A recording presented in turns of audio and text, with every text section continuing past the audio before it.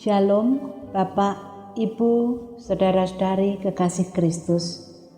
Syukur kepada Allah, hanya oleh perkenannya saja, saya, Diana Pujiastuti, bisa menyapa Anda kembali dalam sapaan dan renungan pagi GKI Salatiga hari ini, Selasa 10 Mei 2022. Marilah terlebih dahulu kita memohon bimbingan Roh Kudus, agar iman percaya kita kepadanya makin dikuatkan.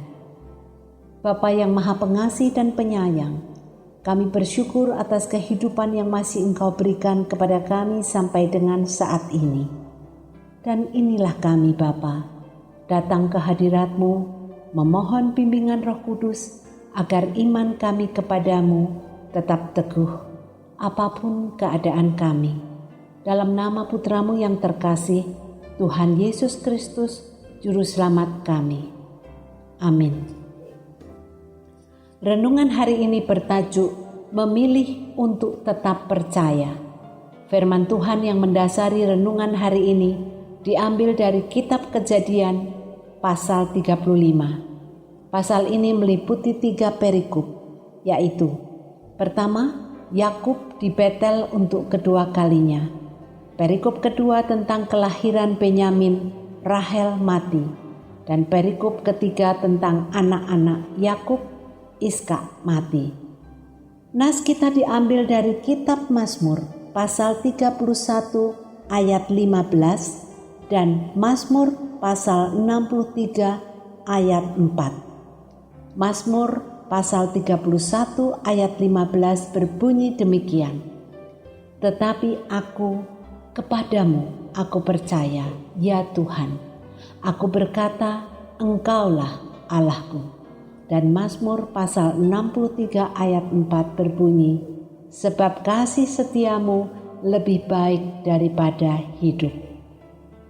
Saudara-saudara yang dikasihi Tuhan Yesus, banyak orang Kristen yakin bahwa ketika mengikut Tuhan berarti hidup akan berjalan lancar, layaknya jalan tol, bebas hambatan. Tetapi realita menunjukkan bahwa orang Kristen yang merasa diberkati pun tetap mengalami hambatan, masalah, dan penderitaan. Bahkan dalam beberapa kasus, semakin orang percaya, semakin banyak mengalami masalah. Seperti pohon, semakin tinggi, semakin kencang angin menerpa. Tak heran kalau ada yang nyeletuk. Kalau begitu, percuma dong mengikut Kristus. Toh tetap mengalami masalah, tidak ada bedanya sebelum dan sesudah menjadi Kristen. Tunggu dulu kawan, ada bedanya. Yang utama adalah dengan percaya kepada Kristus, kita telah menerima keselamatan sejati dan selanjutnya menerima penyertaan, kasih setia Allah. Ketika hidup terasa sulit, dengan penyertaan Allah, kita akan mampu menanggung dan mengatasinya. Dan sebaliknya. Tokoh kita hari ini, Yakub, dalam hidupnya juga mengalami jatuh bangun. Dia diberkati Allah. Kejadian pasal 35 ayat 9 sampai 12. Tetapi itu bukan jaminan hidupnya selalu penuh gelak tawa, senang tanpa susah, tanpa mengalami masalah. Kita baca di ayat-ayat selanjutnya dalam pasal 35 itu, tragedi yang menimpa Yakub. Ia mengalami kedukaan karena kematian orang-orang yang dikasihinya. Deborah, inang pengasuh Ribka meninggal. Ayat 8. Rahel, istri yang begitu dikasihinya, cinta pertama sekaligus cinta sejatinya, juga meninggal ketika melahirkan Ben-Oni atau Benyamin. Ayat 16-20. Yakub juga kehilangan ayah yang sangat dicintainya. Ayat 29. Kesedihannya tidak hanya berhenti di situ. Kejadian yang menyedihkan sekaligus memalukan terjadi ketika anak sulungnya, Ruben, tidur dengan Bilha, gundiknya. Mengalami semua itu, Yakub tidak berhenti untuk terus mempercayai Allah sebagai Allah yang baik.